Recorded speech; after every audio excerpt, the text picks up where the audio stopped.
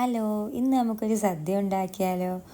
ഇപ്പോൾ വെജിറ്റബിൾസ് എല്ലാം മേടിച്ചു, തേങ്ങയെല്ലാം തിരുവി സെറ്റാക്കി. നമ്മൾ പിന്നെ സാമ്പാറിന് അരിഞ്ഞു. ഉമ്മയാണ് വെജിറ്റബിൾസ് എല്ലാം കട്ടാക്കിയത്. പിന്നെ ബീറ്റ്റൂട്ട് എല്ലാം ചോപ്പറിൽ എളുപ്പത്തിന് അങ്ങ് സെറ്റാക്കി എടുത്തു. ആദ്യം സാമ്പാറാണ് കേട്ടോ, അതായത് പിന്നെ പരിപ്പിനെ അരച്ച് പരിപ്പാക്കി.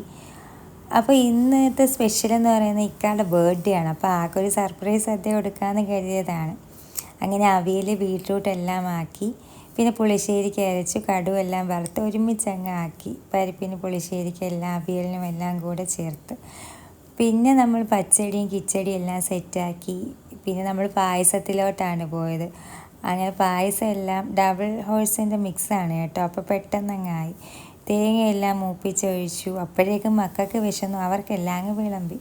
അപ്പോഴത്തേക്ക് ആളിനെ കാണുന്നില്ല. വിളിച്ച് തിരക്കിയപ്പോഴാണ് അറിഞ്ഞത് കൂട്ടുകാരന്മാരുമായിട്ട് കഴിക്കാൻ പോയിരുന്നു. അപ്പോഴത്തേക്ക് സദ്യ സർപ്രൈസ് പാളി.